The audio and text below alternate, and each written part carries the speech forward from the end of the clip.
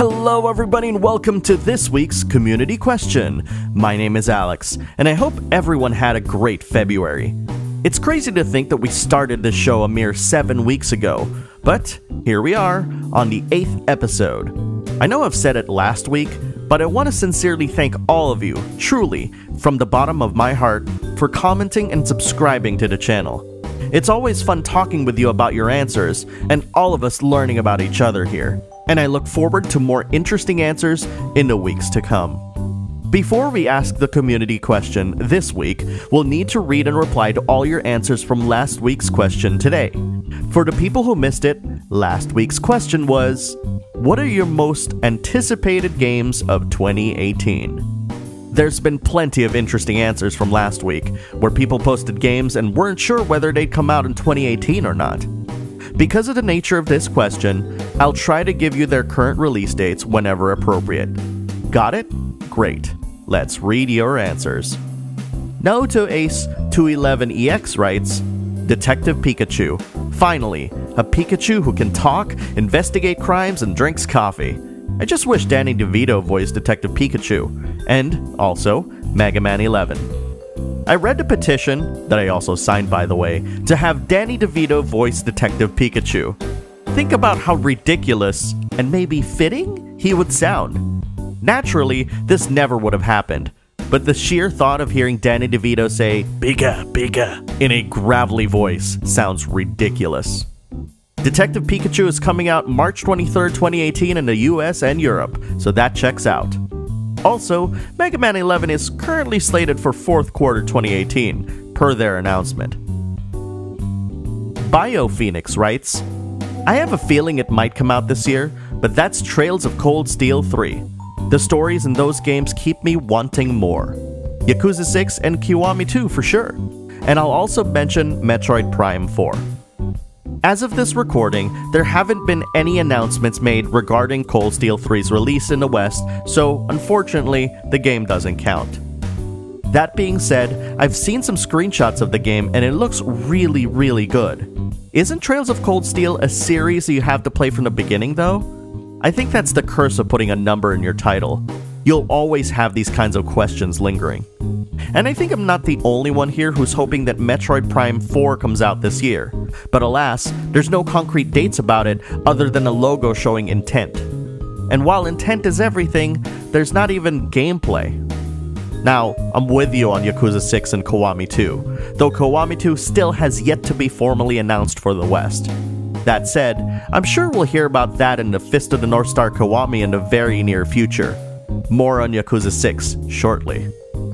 Darkscream writes, Since Dragon Ball FighterZ and Monster Hunter World are already out, the last one left for me is Yakuza 6. The Backlog Battle community loves its Yakuza games, and the announcement of Yakuza 6 being Kazuma Kiryu's last dance makes the game a must-have. Yakuza 6 was sadly delayed to April 17, 2018 in the US and Europe, but remember that the demo is coming out this Tuesday on February 27th.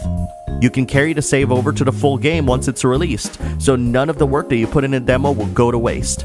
So mark the demo release date on your calendar, and let's all get ready to send off Kiryu in an amazing fashion come April. Crymore Gaming writes, Detroit. Detroit Become Human has the potential to be a great game. I say potential because David Cage hasn't been batting 1,000 for a while.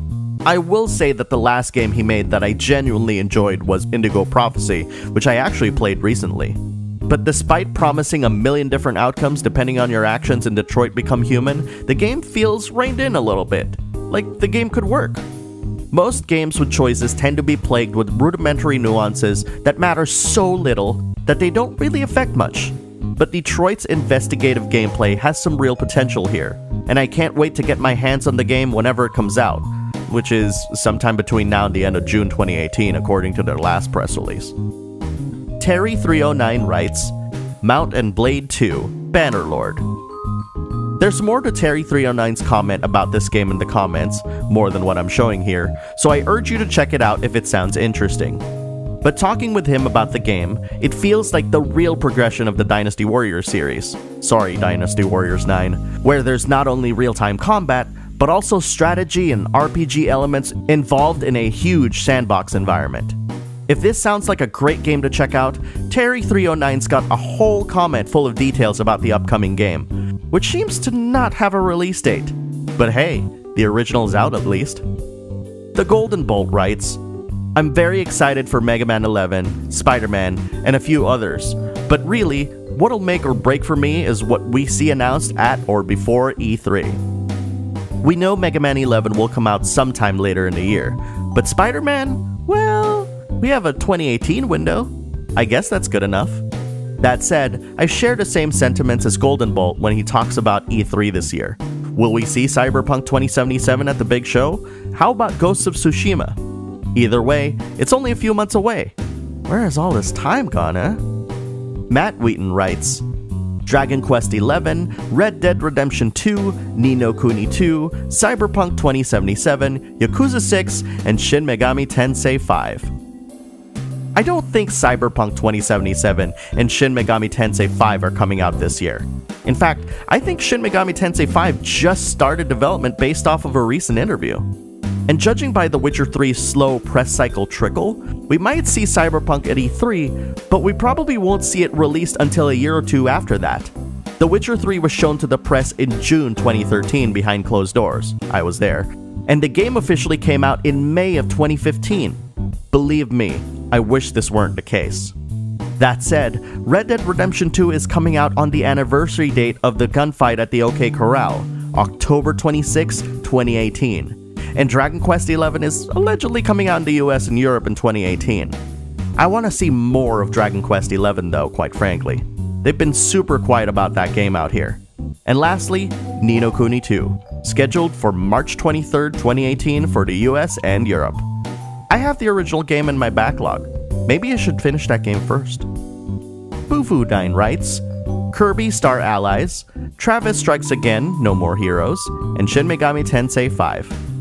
I've omitted quote-unquote new Yoshi game and quote-unquote Devil May Cry 5 because they're rumors, and as I mentioned in the previous episode, breaks the rules of this week's question.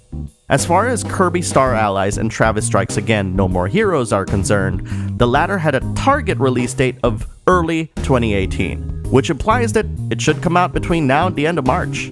That said, I actually still think it's still coming out in 2018, just not in this window. The former is scheduled to come out on March 16, 2018. That actually makes me think. I haven't played a Kirby game in a long while. Maybe I'll pick this one up. Max Phillips writes, Brave Earth Prologue is the game I'm most looking forward to. I'm a huge fan of I Wanna Be the Guy, and from following Kayan, I can really tell he knows his shit when it comes to Metroidvanias. I had the pleasure of speaking with Kayan on the Backlog Battle podcast, and it was super fun talking to him about video games, backyard wrestling, and making I Wanna Be the Guy and Brave Earth Prologue. As a fellow Metroidvania connoisseur, I'm very much looking forward to Brave Earth Prologue myself, and I hope it comes out soon. If you haven't checked it yet, click on the card on the top right so you can listen to that interview, or search for it on mybacklogbattle.tv. And that's all the answers we managed to get in this video. Remember, if you want to make sure that your answer appears on next week's community question, make sure you subscribe to the channel and click that bell icon so you won't miss the release date of the latest episode, and post a comment with your answer right away. Also, if you've got the time, check out the channels of everyone who's replied. You'll never know if they're a YouTuber or not. Every adventure requires a first step. Trite but true, even here. Those were the words said by the Cheshire Cat in American McGee as Alice.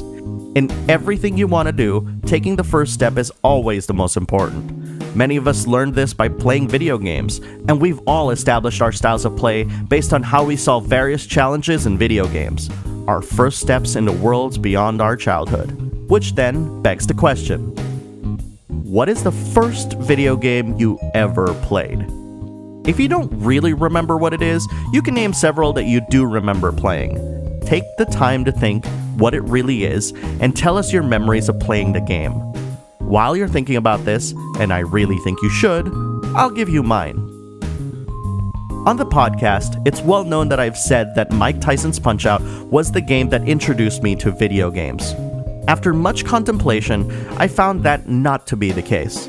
It actually started earlier than that, when my uncle showed me Enduro Racer on the Atari 2600. It wasn't much of a looker, but the fact that I was able to move the car on screen using a goofy looking joystick made me feel like, for the first time, I was controlling the TV. Being inexorably tied to the TV experience became interesting to me, but it wasn't until a time later when I'd be able to indulge in this almost every day. You see, in the 80s, my grandmother bought a bunch of cocktail table arcade machines and set up an arcade right next to a university. The government deemed this to be predatory in nature, as they claimed the business was preying on the nickels and dimes of the students at the school. So, my grandmother gave away the cocktail tables, with the last remaining one being sent to my home. The game was Galaga. Now, I had to look this up because I always confuse Galaxian with Galaga, but I always remember how sharp the lines were of the ship that I was controlling.